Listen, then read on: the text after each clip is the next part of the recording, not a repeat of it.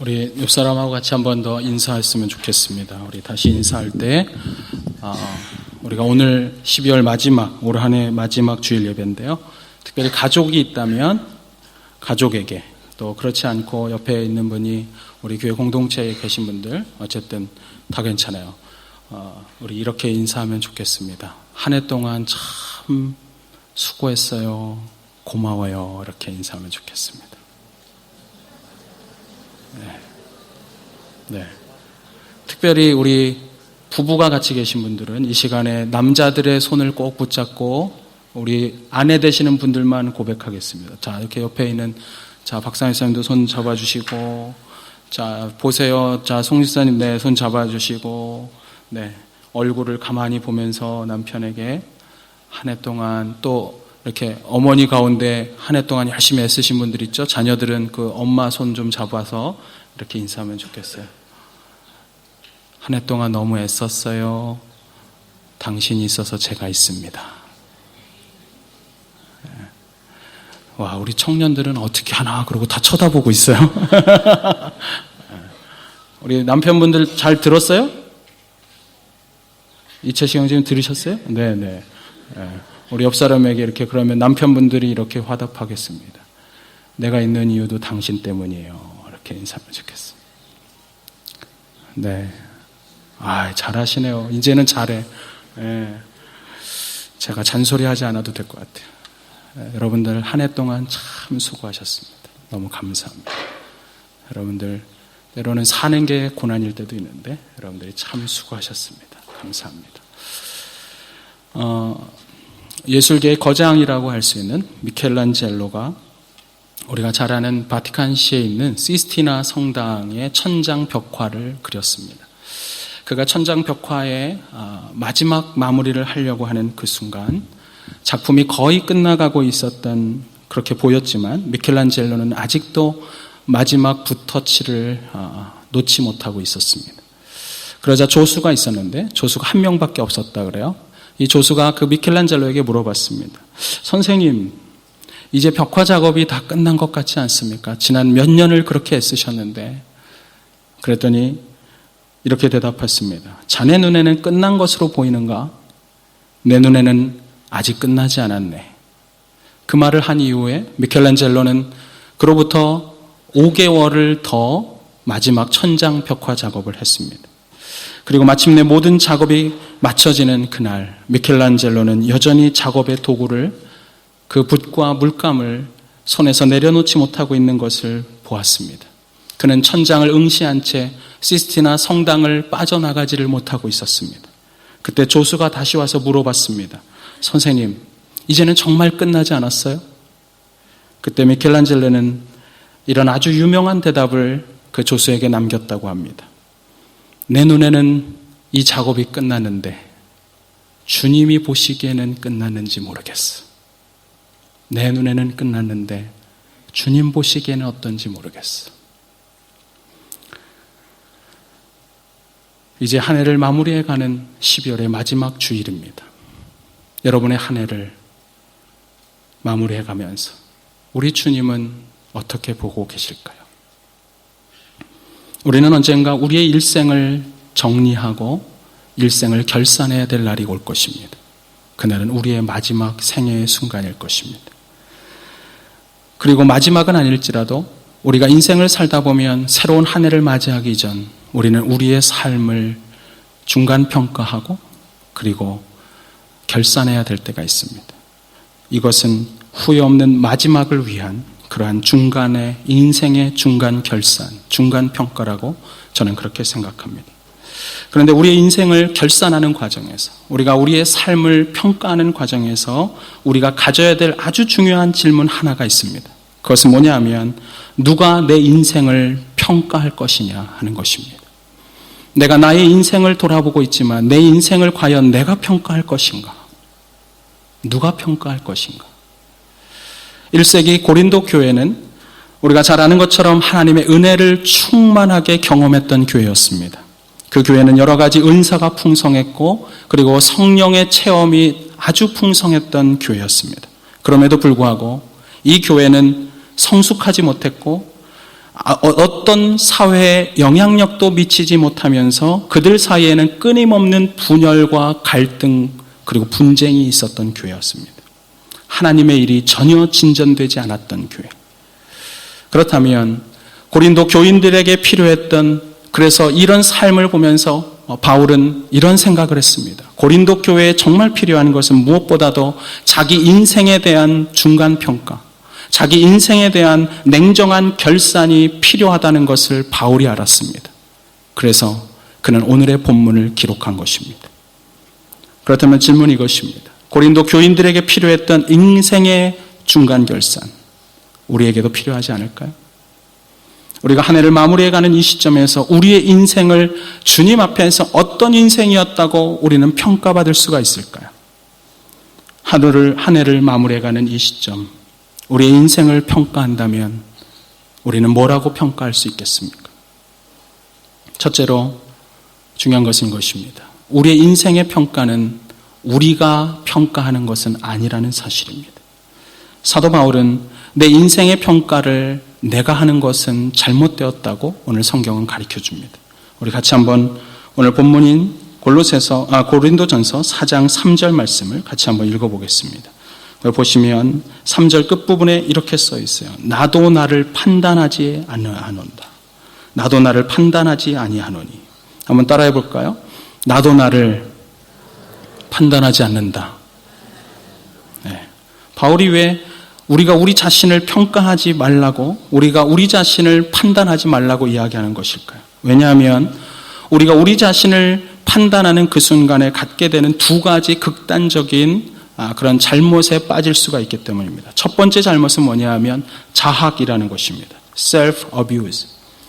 우리가 내 자신을 평가하다가 보면 자신을 너무 냉정하게 비판한 나머지 너무 지나치게 자신을 비하하다가 내 인생에서 다시 재기할 수 없을 만큼 자신을 평가절하하는 경우가 있기 때문입니다. 이런 사람들은 자신의 자존감에 상처를 입고 그리고 내일을 위한 새로운 도전 앞에 결코 다시 설 수 없는 그런 정신, 그런 마음, 그런 태도에 이르게 된다는 사실입니다. 그런가 하면 또 하나의 극단은 뭐냐 하면 우리가 인생을 살면서 나를 평가할 때 어떤 사람은 너무 교만합니다. arrogant. 너무 교만해서 자기가 엄청 괜찮은 사람인 줄 착각하고 사는 사람들이 있어요. 자, 옆 사람에게 물어볼게요. 당신은 당신을 어떻게 생각하십니까? 한번 물어보세요. 당신은 당신을 어떻게 생각하세요? 네. 네. 여러분, 어떤 사람은 자기 자신을 굉장히 괜찮다고 착각하고 사는 사람이 있습니다. 네. 자기를 너무너무 사랑한 나머지 자기애에 빠져 있어요. 나르시즘이라고 그러는데, 여러분, 어느 여자 학교에서 한 선생님이 한국에 있는 여자 학교에서 학생들에게 나르시즘이라는 것을 가르쳐 줬습니다. 원래 이 나르시즘이라는 말이 어디서 나왔냐면 그리스 로마 신학 가운데 그 나르키소스라고 하는 청년에게서부터 나온 겁니다. 나르키소스가 굉장히 잘생긴 청년입니다. 그래가지고 사람들이 엄청 그를 구애하는데 절대로 그걸 받아주지 않아요. 근데 이 나르키소스는 자기가 자기 얼굴을 몰라요. 어느 날 사냥하러 갔다가 목이 말라서 호수에 갔다가 호수에 비춰진 자기 얼굴을 보고 그게 자기인 줄 모르니까 호수에 비친 그 사람과 사랑에 빠집니다. 그래서 호수를 떠나지 못하고 호수를 맴돌다가 탈진해서 죽었다. 그게 나르키소스의 이야기. 그래서 선생님이 이렇게 말했어요. 그것은 자기애가 너무 심한 것을 가리켜서 우리는 나르시즘이라고 말한다. 이 말을 듣자마자 한 학생이 손을 번쩍 들면서 선생님 어떡하죠? 제가 그 병에 걸린 것 같아요. 저는 아침만 되면 제가 저를 볼 때마다 황홀해서 견딜 수가 없어요. 그랬더니 선생님이 가라사대 그것은 자기애가 아니라 착각이란다. 여러분, 착각 속에서, 이런 착각 속에서 인생을 사는 사람들이 있어요. 내가 굉장히 괜찮다고 생각하는 사람들. 사실은 자기에 대한 잘못된 이미지를 갖고 사는 것입니다. 여러분, 자신을 정직하게 들여다볼 수 없는 사람, 내 자신에 대해서 정직하게 자신을 직면하기를 두려워하는 사람은 여러분 결코 성숙한 사람이 될 수가 없습니다. 사도 바울은 이런 우리의 인간의 잘못, 이 두 가지 잘못을 그는 잘 알고 있었습니다. 그래서 오늘 본문에 보면 4절에 이렇게 이야기합니다. 우리 한번 4절을 한번 읽어볼까요? 고린도전서 4장 4절 말씀 시작. 내가 자책할 아무것도 깨닫지 못하나 이로 말미암아 의롭다함을 얻지 못하노라. 다만 나를 심판하시리는 주시니라. 여기서 보면 앞부분에 내가 자책할 아무것도 깨닫지 못한다. 사도 바울이 자기 자신을 보니까 나에게는 어떤 내가 자책할 만한 잘못이 없었다는 거예요. 그런데 그 다음 말이 멋있어요. 내가 자책할 아무것도 깨닫지 못하나 그렇다고 해서 그 다음에 뭐라 그래요? 내가 의롭다고 말할 수는 없다. 바울은 자기 자신을 그렇게 잘 알고 있었다는 사실이죠. 그는 자신이 자기를 평가할 때 이런 주관적 판단이 얼마나 큰 잘못이 있을 수 있는지를 그는 충분히 이해하고 있었던 것입니다. 그렇습니다. 우리가 인생을 결산할 때, 내 인생을 평가할 때 나 자신을 내가 평가하는 것에는 오류가 있을 수가 있습니다. 그렇다면 우리의 인생의 중간평가 어떻게 해야 될까요? 두 번째로 타인의 관점에서 나를 평가하는 것도 잘못이라는 사실입니다. 오늘 사도 바울은 내가 나를 평가하는 것도 잘못이지만 다른 사람이 나를 평가하는 것도 잘못이라고 가르쳐줍니다. 물론 우리들은 이웃들의 충고를 받아들일 수 있어야 합니다. 교만한 사람은 결코 다른 사람의 이야기를 듣지 않습니다. 정말 다른 사람의 이야기를 들을 줄 아는 귀, 복된 귀입니다. 그런 귀를 갖고 있는 사람은 복된 인생입니다. 그런데 중요한 것은 이겁니다. 내가 다른 사람의 비판까지도 수용할 수 있는 그런 포용성을 갖고 귀담아 듣는 것은 중요하지만 그럼에도 불구하고 그 다른 사람의 이야기는 참고사항일 뿐이지 그 말에 내가 마치 마지막 평가가 되고 있는 것처럼 그것이 나에 대한 모든 평가인 것처럼 그렇게 느낄 필요가 전혀 없다는 사실입니다. 왜냐하면 내가 나를 판단할 때도 잘못이 있는 것처럼 다른 사람도 나를 평가할 때는 잘못이 있을 수 있기 때문이에요. 제가 아는 어떤 분이 미국계 회사에 다니고 있었습니다. 미국 교포인데요. 그분이 미국에서 미국계 회사에 다니는데 출장을 많이 다녀요. 많이 여자 집사님이신데 굉장히 승진을 많이 하셨어요. 그래서 출장을 많이 가는데 미국에서는 트랜스퍼를 많이 하거든요. 이분이 출장을 다니다 보니까 비행기가 맨날 연착되고 늦어지니까 이분에게 두 가지 습관이 있었어요. 뭐냐 하면 비행기가 늦으니까 그 시간에 책을 봐야겠다. 그래서 핸드백에다가 항상 책을 하나씩 넣고 다닙니다. 근데 핸드백에 책만 넣은 게 아니라 항상 치즈 크래커도 하나 같이 이렇게 넣어서. 왜냐하면 배고플 때가 있거든요. 비행기 기다리다 보면. 그날도 출장을 가는 길이었는데 어김없이 비행기가 연착이 됐습니다. 출발 시간을 기다리고 있는데 그래서 마침 책을 꺼내가지고 독서를 삼매경에 빠졌습니다. 책을 한참 보고 있다가 좀 뭘 먹어야 되겠다. 그래서 핸드백에 있는 치즈 크래커가 생각나서 그걸 꺼내려고 하는데 갑자기 옆에 웬 신사 한 분이 와서 앉더래요. 근데 내 옆에다가 핸드백을 놨으니까 요 의자 건너편에 와서 앉더래요. 그렇구나. 저기 앉았구나. 그러고 다시 책을 보다가 한참 보다 보니까 다시 배가 고프잖아요. 그래가지고 이거 내가 꺼내놓은 치즈 크래커 먹어야지. 그러고 이렇게 보니까 치즈 크래커가 있는데 치즈 크래커가 딱 5개밖에 없었대요. 5개. 그래가지고 손을 뻗어서 하나를 이렇게 먹으려고 그러는데 이 신사분이 그 치즈 크래커 하나를 집어서 자기가 먹더래요. 야, 이상한 사람이 다 있다. 그런데 먹고 싶었나 보지 뭐. 그리고 자기가 하나 두 번째 거를 먹었어요. 그랬더니 세 번째 거를 집어서 먹는 거예요. 아니 이렇게 무례할 수가 있나. 아니 나한테 양해도 안 구하고 이걸 집어먹다니. 그러고는 네 번째를 자기가 먹는 순간 그 다음부터 책에 더 이상 눈이 안 가고 저 마지막 크래커를 누가 먹을까 계속 쳐다보고 있었대. 그런데 아니나 다를까 거기서 갑자기 신사가 마지막 치즈 크래커 5번째 거를 들더니 치즈 크래커가 이렇게 붙어 있잖아요. 그걸 반으로 이렇게 떼서 놓고는 반쪽을 싹 먹더래요. 그걸 본 순간 갑자기 화가 막 열화통이 막 불화통이 막 솟아오르는데 그래도 교양이 있지. 내가 그래도 교회에서 집사인데 그래가지고 그렇지만 불쾌함을 표현하고 싶었어요. 그래서 떨어져 있는 크래커를 들고는 자기의 핸드백에다 탁 집어 던지고 그리고 불쾌함을 표현하고 있는 그 순간 안내방송이 나왔습니다. 항공기에 탑승하시죠. 항공기에 탑승하는데 아직도 분이 가라앉지 않는 거예요. 세상에 이렇게 무례하고 이렇게 이해가 안 되는 인간이 나랑 같은 한 비행기 안에 타고 있다니. 그리고 이따가 시간이 좀 지나자 이렇게 좀 컴다운 돼서 조금 진정이 됐어요.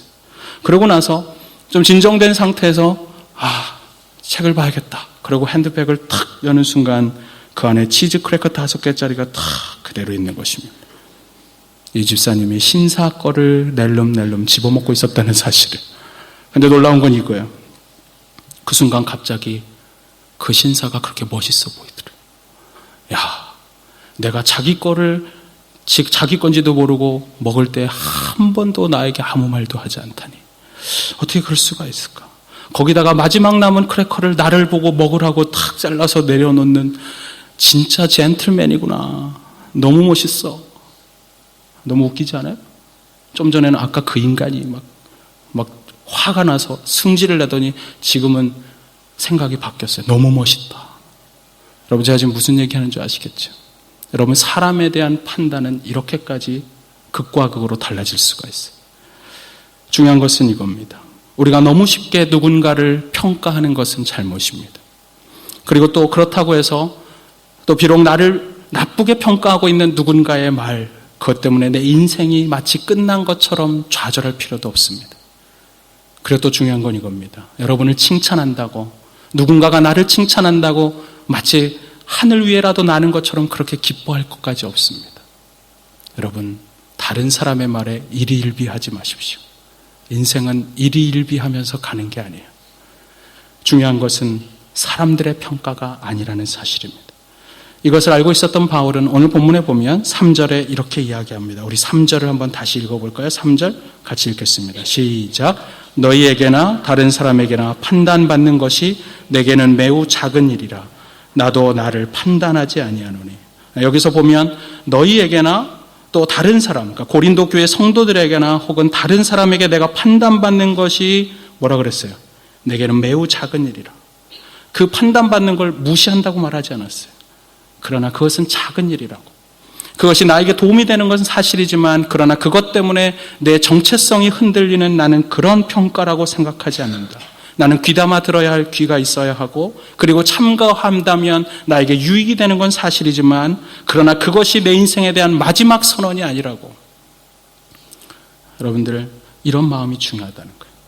자, 그렇다면 우리가 인생을 결산하고 내 인생을 평가할 때 그렇다면 우리는 누구의 관점에서 내 인생을 판단해야 되겠습니까? 오늘 말씀 속에서 아주 강조하고 있는 그런 사도 바울의 말은 이것입니다. 우리의 인생은 그리스도의 관점에서만 평가되어야 한다는 사실입니다. 여러분, 그리스도의 관점, 나를 사랑하시고 그리고 나를 위하여 십자가에 달리실 만큼 자신을 드릴 수 있었던, 그리고 십자가에 달려 돌아가신 정도가 아니라 오늘 이 시간도 나를 사랑하사 나를 인도하시고 나를 이끄시는 그 그리스도의 관점에서 내 인생을 바라봐야 한다는 사실, 우리 주님의 판단으로 나를 판단하는 것입니다. 이것이야말로 우리 인생에서 내가 가장 중요한 내 인생의 판단의 근거가 되는 줄로 믿습니다. 여러분, 오늘 본문의 4절에도 이런 말이 나와요. 우리 4절 한번 다시 한번 읽어볼까요? 4절 같이 읽겠습니다. 시작. 내가 자책할 아무것도 깨닫지 못하나 이로 말미암아 의롭다함을 얻지 못하노라. 다만 나를 심판하시리는 주시니라. 따라해 보겠습니다. 다만 나를 심판하시리는 주시니라. 네. 여러분, 누가 나를 판단해요? 주님이 하시는 거예요. 주님. 내 삶의 구주이며 주님이신 그분, 나를 창조하시고 그리고 오늘도 나를 이름을 불러가며 내 인생을 가장 잘 아시는 그분, 그분이야말로 가장 완벽하게 그리고 가장 정확하게 그리고 가장 공정하게 우리의 인생을 평가하실 수 있는 분이라는 사실입니다. 여러분, 이 세상에 공정한 것은 아무것도 없어요. 이 세상에 공평한 것도 없어요.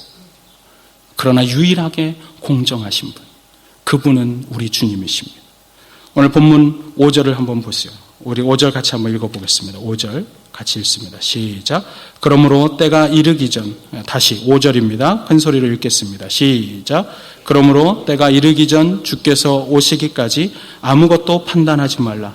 그가 어둠에 감추인 것을 드러내고 마음의 뜻을 나타내시리니 그때에 각 사람에게 하나님으로부터 칭찬이 있으리라. 우리가 마지막이 이를 그때까지 우리는 누군가를 쉽게 판단해서는 안 됩니다. 그러면서 5절에 하는 말씀이 이것입니다. 우리 주님께서 오시는 그때 그 어두움에 감췄던 것을 다 드러내시고 그리고 우리 마음속에 있는 깊은 뜻을 그분은 다 나타내실 것이라고. 우리 주님이 오시면 우리의 행동, 우리가 섬겼던, 우리가 이 땅에서 살아냈던 삶으로 평가하는 게 아니라 그 행동을 만들어냈던 우리의 마음의 모티베이션, 내 안에 있는 마음, 그 깊은 곳의 동기를 우리 주님은 보시고 그것으로 평가하신다는 사실입니다. 그런데 오늘 성경에 보니까 그때에 뭐라고 되어 있어요? 각 사람에게 하나님으로부터 뭐가 있으리라? 칭찬이 있으리라. 여러분, 우리가 하나님이 나를 평가한다 그럴 때 우리는 하나님의 평가하시려는 의도를 알아야 돼요. 의도를. 우리가 신앙생활을 하면서 이 의도를 모르기 때문에 우리는 섬김이 힘듭니다. 우리가 신앙생활을 하면서 이 의도를 모르기 때문에 우리가 인생에서 힘겹게 삶을 사는 사람들이 있어요. 여러분, 우리 주님이 우리를 평가하려는 이유는 우리를 혼내려고 평가하는 게 아니에요. 여러분, 우리 부모님들 중에서 자녀들을 평가하기도 하죠. 그죠? 저는 뉴질랜드 오면 애들 평가하는 거 안 나오는 줄 알았어요. 성적표가. 여기도 있더만요. 비슷한 게. 그렇게 받아보는데 제가 어떤 걸 받아봤겠습니까? 우리 아이, 두 아이에 대한 평가를 받았어요. 제가 그걸 보면서 한참 읽고 무슨 평가서가 이렇게 두꺼워. 그리고 해석하기 바쁘게. 그걸 다 읽고 근거가 뭔지 뭐 자세히 설명해 놨더라고요. 한참 읽고 나서 그날 우리 아이가 학교를 갔다 온 날 제가 어떻게 했을까요? 야 임마 이렇게 시작했을까요? 저는 그 평가서를 받아들였을 때 제 마음에 눈물이, 제 눈에 눈물이 났어요. 우리 아이는 아직도, 우리 둘째 아이는 학교에 가서 말을 한마디도 하지 않습니다. 그러면서 이렇게 말해요. 나 다 아는데 그걸 가르쳐 선생님이. 다 아는 거를 배우면서 안다고 대답하지 못하는 그 아들의 마음이 어쩌겠을까. 평가가 어떻게 나왔든 그것과 상관없이 저는 이렇게 평가했습니다. 너무 고생했다. 너무 수고했다. 학교 가서 화장실 가고 싶어도 말하지 않고 가야 되는 그 인생의 비참함. 왜 가냐고 물어봐도 그냥 쳐다만 보고 그냥 가는 그 인생의 비참함. 친해지고 싶지만 다가가서 말 한마디 못하고 손을 끌고 나가자고 말도 못하는 그 인생의 비참함. 네가 어쩌자고 여기 와서 이런 일을 당해야 되나. 근데 여러분, 부모기 때문에 그래요. 부모기 때문에 냉정하게 평가하고 싶지 않은 거예요. 그 아이를 그냥 칭찬해주고 싶은 거예요. 네가 빨리 영어를 해야지 영어가 늘지. 이딴 소리 부모가 아닌 인간이만 할 수 있는 겁니다. 목사님 그렇게 하면 안 돼요. 이런 소리 부모가 아니니까 하는 겁니다. 제가 왜 이런 말씀 드린지 아세요? 우리 주님이 우리의 인생을 결산하는 날, 우리를 보시면서 결코 우리를 비판하거나 비난하기 위해서 그분이 우리를 평가하시려는 게 아니에요. 오늘 성경에 뭐라고 써 있어요? 각 사람에게, 그때에 여러분 각 사람 다 여러분 다 평가 대상이에요. 우리 주님의. 근데 우리 주님은 십자가에 달리셔서 우리의 잘못된 모든 것들을 다 해결하시고 그분의 자녀를 삼으시고는 우리의 인생에 대한 평가를 하실 때 그분의 마음에는 이거를 갖고 오는 거예요. 내가 뭘 칭찬해 줄까? 인생을 살면서 수고하고 애쓴 사랑하는 내 자녀가 드디어 천국에 오는 날 나는 무엇을 격려해 줄까? 무엇을 애썼다고 말해 줄까? 각 사람에게 그때에 우리 하나님께서는 칭찬하실 것을 찾아보시고 그걸 들고 오실 거예요. 성경에서는 언제나 우리에게 동일한 하나님의 의도를 이야기해 주십니다. 베드로전서 1장 7절에 보면 너의 믿음의 시련이 불로 연단하여도 없어질 금보다 더 귀하여 예수 그리스도에 나타나실 때에 뭐라고 써 있어요? 그 다음에 칭찬과 영광과 존귀를 얻게 하려 합니다. 우리가 인생을 살면서 믿음의 시련을 당할 수가 있습니다. 우리가 인생을 살면서 이 땅에서 어려운 불을 연단과 같은, 여러분 그 말이 원어가 도키조라고 하는데 뭐냐 하면 아주 뜨거운 용광로 속에 쇠가 들어가서 거기에 들어가서 달궈지는 그와 같은 연단입니다.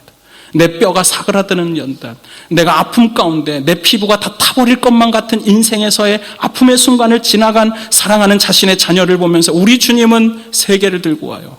첫 번째 뭘 들고 와요? 칭찬. 두 번째, 크게 말하세요. 두 번째, 보여줘야지. 세 번째, 지금 그거 보고 답하는데, 세 번째 뭐예요? 존귀. 칭찬과 영광과 존귀를 가지고 오신다. 사랑하는 여러분, 그날이 사모가 되지 않으세요? 그날이 기다려지지 않으세요? 그렇다면 제가 여러분들에게 묻고 싶습니다. 그날 마지막 우리 주님께서 칭찬하시려고 하는데 우리가 그분 앞에 칭찬과 영광과 존귀를 받는 그 삶은 어떤 삶일까요? 주님은 무엇을 보고 우리에게 칭찬하실까요? 오늘 본문이 그것을 설명해 줍니다. 오늘 본문 고린도전서 4장 2절 말씀을 같이 한번 읽어보겠습니다. 4장 2절 말씀 같이 읽습니다. 시작. 그리고 맡은 자들에게 구할 것은 충성이니라. 여기서 이 충성이라고 하는 이 단어를 영어로 faithfulness, 발음이 너무 어려워. TH랑 F가 같이 있어요. 어쨌든 한국식으로 하겠습니다. 후진 발음. faithfulness. 충성이라는 말을 가장 정확하게 또 다른 말로 바꾸면 이렇게 바꿔도 괜찮아요. 성실성, faithfulness. 사랑하는 성도 여러분, 우리 주님께서는 여러분의 인생을 바라보면서 칭찬해야 될 것을 찾습니다. 다시 말하면 이런 것입니다. 우리의 인생을, 우리의 삶에서 우리 주님이 제일 보고 싶어하는 것, 제일 찾고 싶어하는 것, 그것은 오늘 내게 맡겨진 삶에서 우리는 얼마나 성실하게 인생을 살아오고 있었느냐 하는 것입니다. 주님은 그 성실성을 여러분의 인생에서 찾고자 하는 것입니다. R.T. 로버트슨이라고 하는 성서 원어학자가 있습니다. 그분은 이 충성에 대해서 이렇게 정의했어요. 공개적으로 인정받을 수 있는 성실함. 공개적으로 인정받을 수 있는 성실함. 모든 사람들 앞에서 공개적으로 저 사람은 정말 성실한 사람이야. 저 사람이 무엇을 하면 반드시 끝까지 완수해내지. 모두에게 인정받는 성실성. 우리 주님께서는 그 무엇보다 이 성실성을 우리의 삶에서 보기를 원한다는 사실입니다. 이제 한 해를 결산하는 이 시점에서 우리는 우리 주님 앞에서 우리의 인생 지나간 한 해 동안 우리는 얼마나 성실하게 살았을까요? 우리의 삶에서 우리 주님은 과연 우리의 삶에 얼마나 성실했는지 그것을 찾아볼 수가 있을까요? 금년 한 해 동안에도 우리 주님께서는 저와 여러분에게 많은 것을 맡겨주셨습니다. 여러분에게 시간을 맡기셨습니다. 1년 12개월이라고 하는 모두에게 똑같이 주어진 그 1년의 시간, 그 시간들을 그러나 나는 얼마나 주님 앞에 성실하게 사용하고 있었을까요? 주님께서는 여러분들에게 달란트를 주셨습니다. 재능을 주셨습니다. 은사를 주셨습니다. 그 모양은 다르지만 성경에 보면 모두에게 다 나누어 줬다고 이야기합니다. 중요한 것은 이것입니다. 여러분, 마지막 날 우리 주님이 우리를 평가할 때 너에게 이렇게 놀라운 재능이 있었어? 여러분, 그거 가지고 평가하지 않아요. 여러분의 달란트를 보면서 엄청난 거를 많이 해냈구나. 여러분, 그걸로도 평가하지 않아요. 우리 주님의 평가의 기준은 단 하나입니다.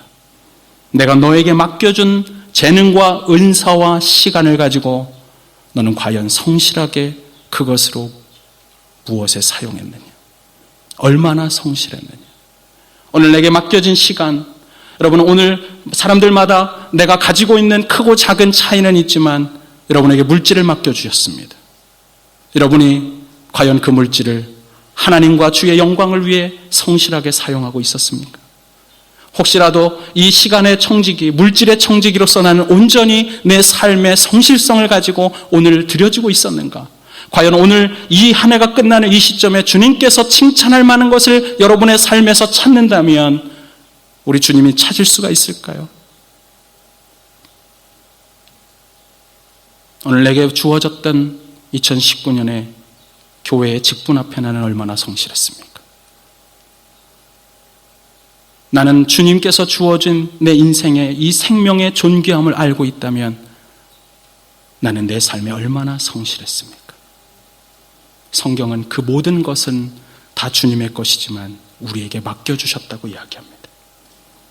그러나 오늘 본문에서 더 중요하게 강조되고 있는 말씀이 있습니다. 우리 주님께서는 특별히 이 한 가지에 대한 성실성을 주목해서 보신다고 성경은 가르쳐줍니다. 1절입니다. 오늘 본문 4장 1절 말씀 같이 한번 읽겠습니다. 시작. 사람이 마땅히 우리를 그리스도의 일꾼이요 하나님의 비밀을 맡은 자로 여길지어다.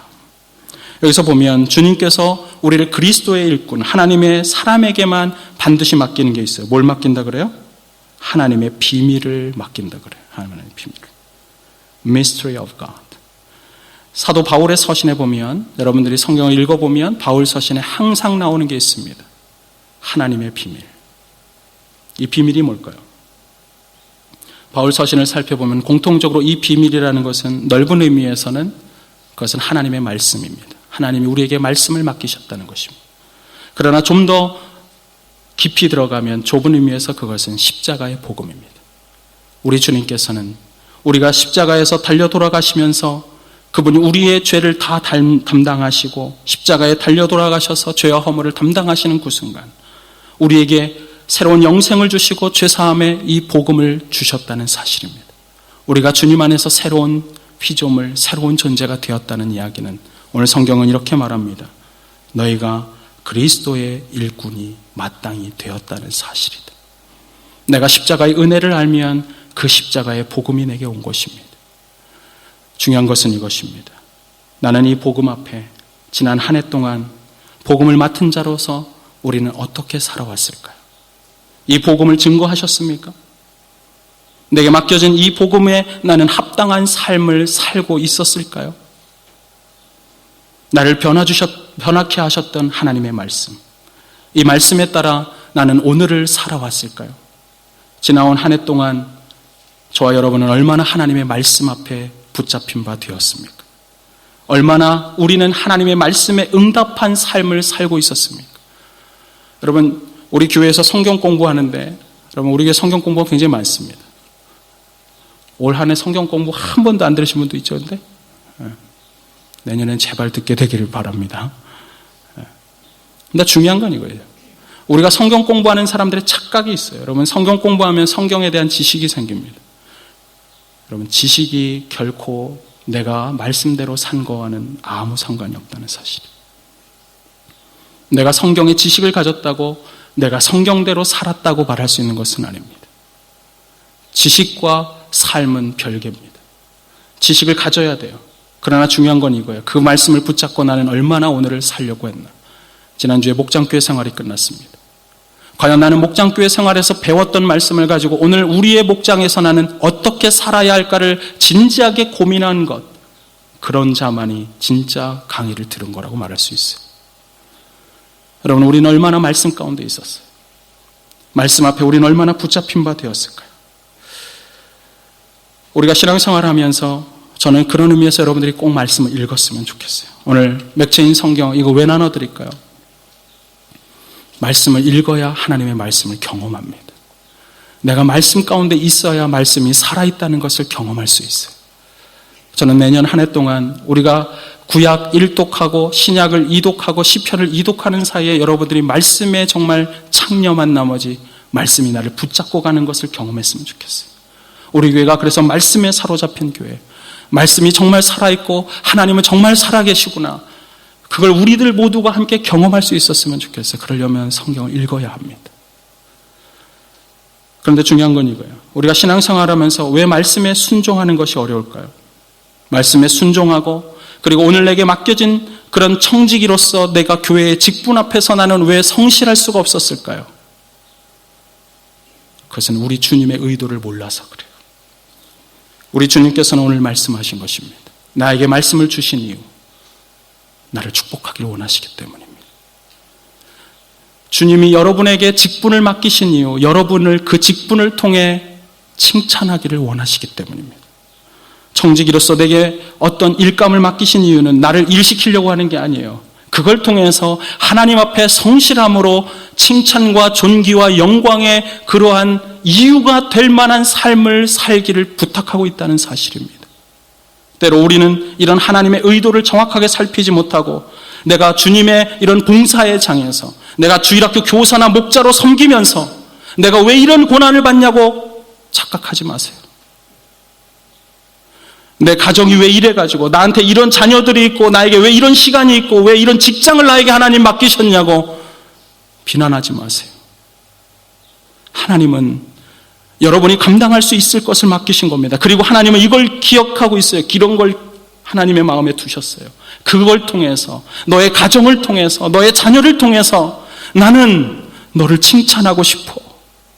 너의 가정이 그것이 어렵지만 그것을 극복하고 잘 일구어서 마침내 하나님의 영광의 도구가 되었을 때 그날 나는 너에게 존귀와 영광과 칭찬의 이유를 들고 오고 싶어. 그래서 내가 이걸 너에게 맡기는 거란다.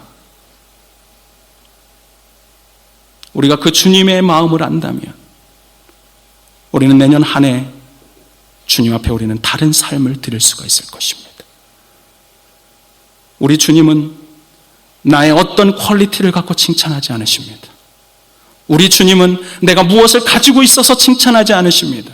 내가 아무것도 없고 나는 때로는 문제가 있는 사람이지만 그럼에도 불구하고 내 모든 시간과 이 맡겨진 것들 앞에 하나님 앞에 성실함으로 임하려고 하는 태도와 삶을 보고 주님은 여러분을 내년 한 해도 칭찬할 것을 들고 오시는 분이십니다. 저는 내년 한 해 또 다른 12달의 그 시간이 주어졌을 때 우리 교회 모든 성도들은 하나님 앞에 성실한 시간의 정직이었으면 좋겠습니다. 하나님 보시기에 아름다운 것을 드리는 시간, 하나님 보시기에 기뻐할 수 있는 것을 드릴 수 있는 시간, 그래서 인생을 불평하고 불만하면서 시간을 허비하지 않고 오히려 하나님이 나에게 맡겨주신 이것으로 나에게 더 기쁨이 있다고, 힘들지만 버겁지만 내가 오늘을 살아냄으로 말미암아 하나님 앞에 드릴 수 있는 이런 충성을 드릴 수 있는 기회를 주신 것을 감사로 고백하며 한 해를 열 수 있는, 그래서 주님 앞에서 성실함으로 내 삶의 장에 마지막 주님의 평가의 이유가 더 많이 있다는 것을 감사로 살아가는 그런 저와 여러분의 삶이 되기를 주님의 이름으로 축원합니다. 이제는 우리의 인생을 결산해야 될 때입니다. 내 인생을 결산하는 주님 앞에 나는 무엇을 가지고 설 수가 있겠습니까? 같이 기도하겠습니다.